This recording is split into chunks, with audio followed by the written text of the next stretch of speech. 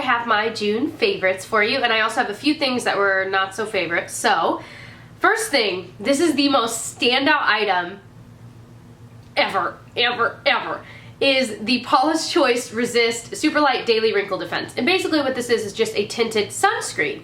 And to being honest with you and with myself, I was terrible about using SPF because I just wouldn't use it, honestly. And so maybe I would be using a foundation that happened to have some SPF in it, but like on the days that there wasn't any in my foundation, I wasn't applying any extra. And I know that's really bad, especially as I'm starting to get older. You know, we're all getting older every day, but I was like, I really should take care of my skin. I really should use SPF, whether I'm being outside or not. But I mean, every day I'm outside at some point.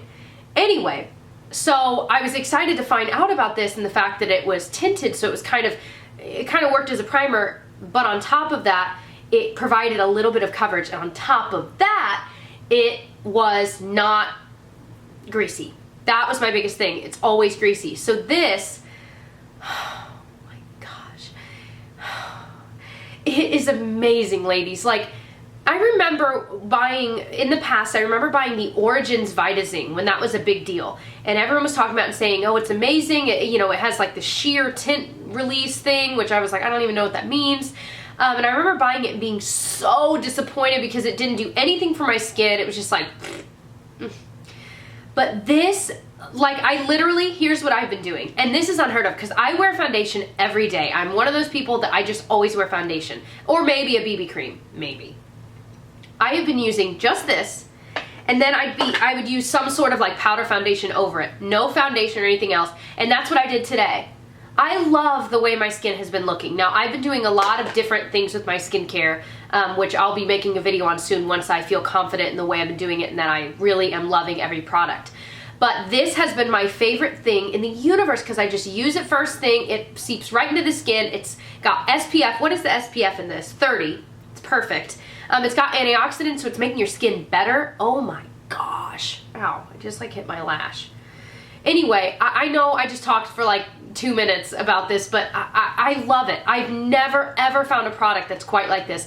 Now, it is a little pricier. It's not like insanely pricey, but it still is pricey. So if you know of any products that are similar to this that you love, that aren't greasy, that have an SPF, that have a little bit of a tint to it, that work as like an under foundation primer, let me know.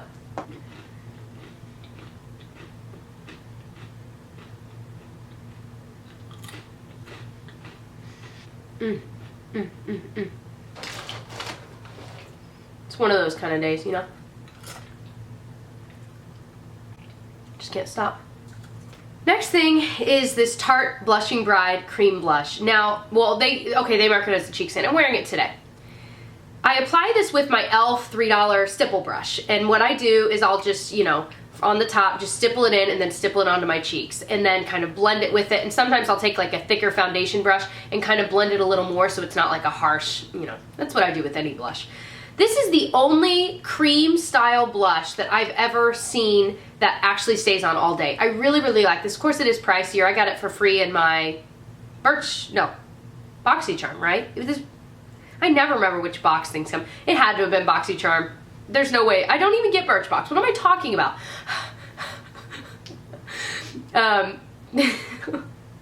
You guys, my brain is off today. I can't even get anything out right. This video is gonna be insane. Anyway, I really like this, and it actually stays on all day. It kind of has a funky smell. Not like a bad, but it is kind of interesting. But I love it, and I was so excited that this came in that freaking BoxyCharm. That was baller. Alright, what's next? Okay, here's kind of a for the month. This was the Ofra Universal Eyebrow Pencil, and you saw it in one of my recent videos that I got it in one of my boxes. And it's not that it's a bad eyebrow pencil, it's actually fine, but I noticed that it's a little bit patchy. It's not as smooth as like the Anastasia Brow Wiz that you guys know I love. It's worth every penny, I'm telling you. But anyway, it's a little bit patchy, but you know, you can kind of comb through and you can make it work. It's not as bad as some pencils I've used, but it's not universal. I don't care what they say. It pulls just a little bit red on me. I don't know about other people. And I've tried it with a light hand, I've tried it darker, you know, I've tried it the different ways because obviously that's how you get the different shades is the amount of pressure you're using. But I wasn't impressed with it, so I mean, I wouldn't recommend it. I got it for free, and you know, if it were a rainy day and I were out of my Brow Wiz, I probably would use this. But it just wasn't my favorite, and even my boyfriend kind of was like messing with my eyebrows. He didn't say anything, but I was using this, and he came up and he was like kind of messing with my eyebrows, and I'm like, how bad did they look? How bad did they look that he actually like paid attention to my eyebrows? I just thought that was interesting, so I was like, maybe not.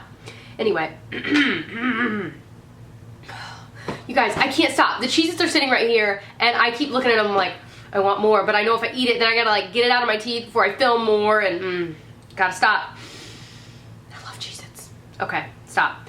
All right, in the realm of brows, this is kind of another flip-flop. This is the Essence Lash and Brow Gel Mascara, and you can see I've been using it. It's got a little bit of the brown tint on it now from brushing through my brows with it.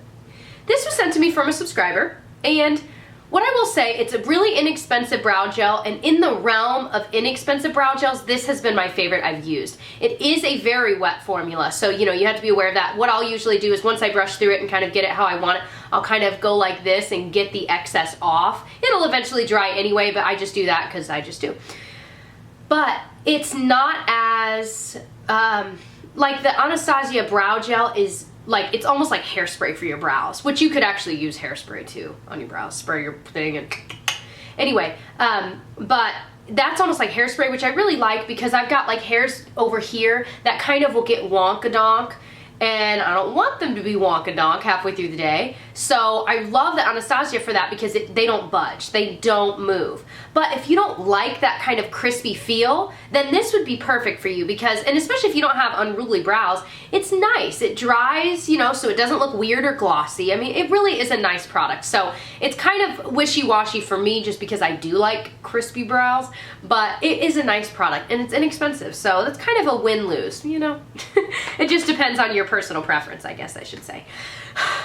This eyeliner is amazing. This might be my favorite Starlooks product I've ever owned, and I never would have guessed it because I'm not big on colored liner. I've kind of gotten more into it lately, and I've been using it on my lower lash line, and I think I mentioned this recently too. But it's the Starlooks liner in Exit to Eden, and it's just this beautiful, kind of sparkly, but not actual sparkles, but it's just this like light green, kind of garden green color. That's what I picture in my head. And of course, Exit to Eden, I'm thinking of the Garden of Eden. But it's beautiful, it stays on all day. It looks really cool meshed with your mascara, so it still kind of looks dark down there, but it's got like extra dimension, but it doesn't look like pow green. But it's just something different than just brown or black, you know, without being too in your face. So I feel like I could wear this to teach in and I wouldn't feel like I'm wearing some insane colors, you know, which I would do still anyway because I don't really care. But, you know, I like color. There's nothing wrong with that.